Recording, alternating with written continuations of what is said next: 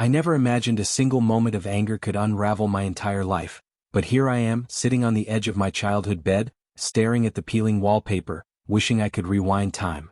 My name is Laura, I'm 29, and just a few months ago I had everything I thought I wanted. A husband who loved me, a cozy apartment we decorated together, and a life that felt stable, even if it wasn't perfect. I had my routine, my little victories at work, and the occasional laugh with friends, and I thought I was smart, capable, untouchable. I thought I knew the limits of what could be forgiven in a marriage, and I thought I could control my temper, until I realized how badly I was wrong. It all started on a Thursday night. James, my husband of 3 years, had just come home after a long day at his new job. I remember the way he smiled when he walked through the door, tired but happy to see me, and I wasn't happy. I was irritated, restless, simmering over a small argument we had earlier about finances. It wasn't even that big of a deal, but I let it fester, rolling around in my head until it felt monumental. I can still hear my inner voice, the one that told me I was justified in my frustration. "You're tired, he's tired, he should know better," I said to myself. And that's when it happened. The moment I thought would pass like any other argument, I crossed a line I never imagined I could cross. I hit him. Just once, sharp and angry, but it landed squarely on his chest and the room went silent. I saw his eyes widen, not with fear, but with that strange, piercing calm I hadn't seen before. He didn't yell, didn't grab me back, he just took a step away and looked at me as if I had just revealed something I didn't even understand about myself. For a split second, I thought he'd just shake it off, maybe laugh it off as a joke like I imagined he might. But instead he left the room. Not the house, not yet, just the room, like I'd shattered something that couldn't be glued back together. The rest of that night was unbearable. I tried talking, apologizing, explaining myself, but James was quiet, almost distant. There was no yelling, no anger, no dramatic shouting match.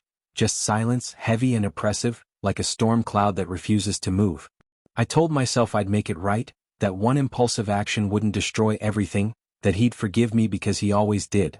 But the next morning, reality hit harder than I could have imagined. I woke up early, hoping he'd be in the kitchen, coffee in hand, smiling at me as if nothing had happened. But the apartment was silent, eerily quiet. I called his name, knocking gently on the bedroom door, and when he finally appeared, he looked different. His calm had hardened into resolve, and the softness in his eyes was gone. "Laura," he said, his voice low, almost even, "we need to talk." I nodded, trying to mask my growing panic, thinking he'd forgive me if I explained, if I cried, if I promised I'd never do it again. But James didn't forgive me. Not that morning, not ever. He told me that hitting him, crossing that line, wasn't just a one-time mistake. It was a revelation. It showed him who I really was when I was angry, and he realized he couldn't live with that side of me. I laughed, awkwardly, nervously, thinking he was overreacting. I tried to reason. It was just a moment, it won't happen again. But he shook his head, his jaw tight, and I knew in that instant that nothing I said would matter. The life I had built, the home I thought was safe, everything depended on a man who was now seeing me as a stranger, and there was nothing I could do to change that. The days that followed were a blur of calls, texts, and increasingly desperate messages. I went to his office, hoping a face-to-face apology would help, but his assistant gently told me he wasn't available and that he hadn't been answering calls. Each unanswered message, each ignored attempt, felt like another crack in the foundation of the life I once thought unshakable. I tried talking to friends, to my parents, even to myself in the mirror, trying to figure out what had gone so wrong. And the answer was clear, simple, and horrifying.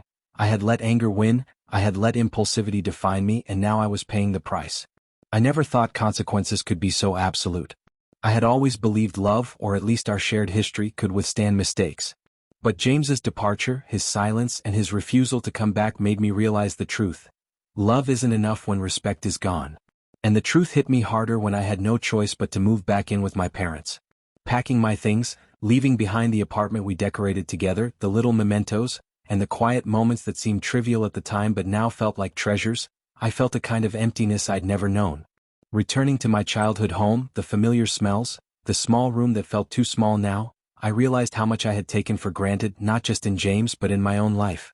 I thought about the nights we laughed, the weekends we spent decorating, the quiet mornings sipping coffee together. I thought about how I had assumed he'd always be there, that my impulsive outbursts were temporary blips he'd forgive. And I thought about the moment I crossed the line, the physical act that changed everything, and I shivered at the realization that sometimes one action is enough to shift a life forever.